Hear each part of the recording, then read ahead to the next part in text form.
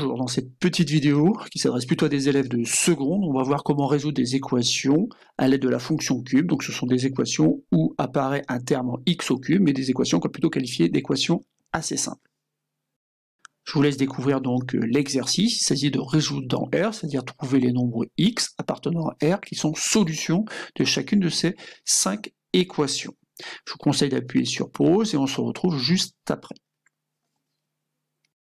Alors pourquoi on peut résoudre ces équations? Tout simplement parce qu'ici, il n'y a qu'un seul terme, x au cube, il n'y a pas de x au carré, il n'y a pas de x, qui permet, avec des outils assez simples de classe de seconde, de résoudre néanmoins ces petites équations. Donc l'idée de l'exercice, c'est tout simplement de se ramener à chaque fois à quelque chose qu'on va écrire comme étant x au cube égale k. Alors si x au cube égale k, eh ben après on va espérer que sans calculatrice, on soit capable de trouver x égale quelque chose. C'est-à-dire qu'en fait, le nombre k ici, ça sera peut-être le cube d'un nombre que l'on connaît. Par exemple, si c'est tout simplement 1000, eh ben on sait que si c'est 1000, ben le nombre qui au cube donne 1000, ben il suffit simplement de savoir que c'est 10. Parce que 10 fois 10 fois 10 fois 10, ça donne bien 1000. Passons donc à la première équation. Donc l'idée c'est d'isoler le terme x au cube. Donc là c'est pas très compliqué. Comme il y a moins 5 à gauche, on va faire plus 5 des deux côtés. Et donc on obtient x au cube égale 8. Alors x au cube égale 8, en fait on sait qu'en fait cette équation n'admet qu'une seule solution. Donc il suffit de trouver le nombre qui au cube donne 8.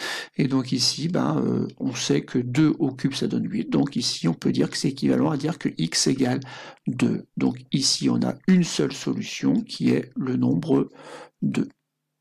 Passons à la deuxième équation, qui est un petit air de ressemblance, puisqu'en fait ici, on va continuer à isoler x au cube, sauf que cette fois-ci, au lieu de faire plus 5 comme tout à l'heure, on va faire moins 10 de chaque côté. Et on obtient donc x au cube est égal à moins 17 moins 10, qui donne moins 27.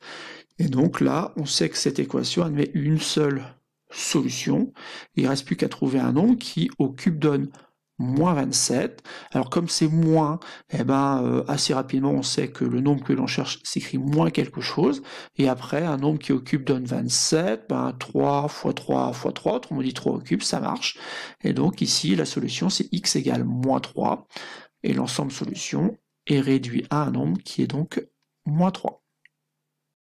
Petit c, donc l'équation c'est 2x au cube égale 250.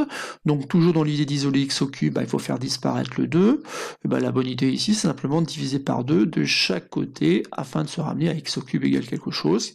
Et ce quelque chose ici c'est 125. On sait qu'il n'existe qu'un seul nombre x qui vérifie ça. Et donc après il faut chercher un petit peu, mais on tombe toujours sur les mêmes nombres. Et ici x est égal à 5. En effet, 5 fois 5, ça fait déjà 25. Et après, si vous faites 25 fois 5, vous aurez bien le 125. Et donc ici, on a un seul nombre solution qui est le nombre 5. Petit d.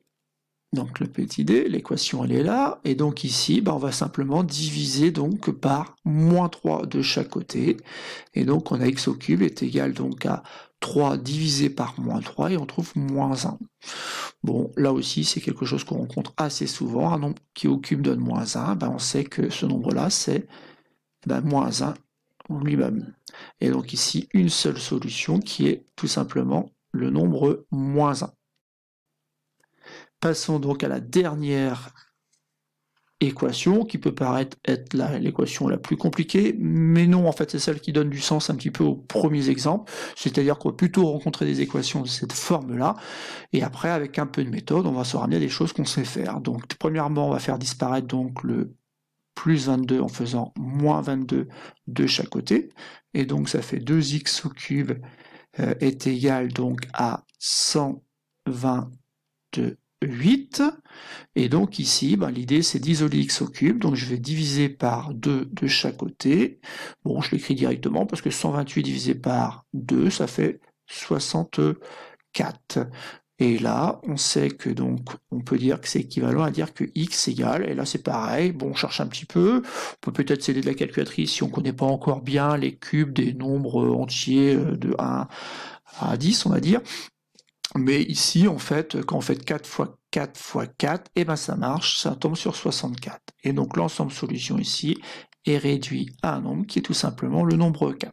Donc vous voyez, à travers cette petite vidéo, on peut résoudre des équations avec un terme x au cube, mais uniquement avec un terme x au cube dans cet exercice, qui fait en sorte que donc les équations sont assez simples, mais ça on peut le faire donc du coup dès la classe de seconde. Voilà, c'est tout pour cette vidéo.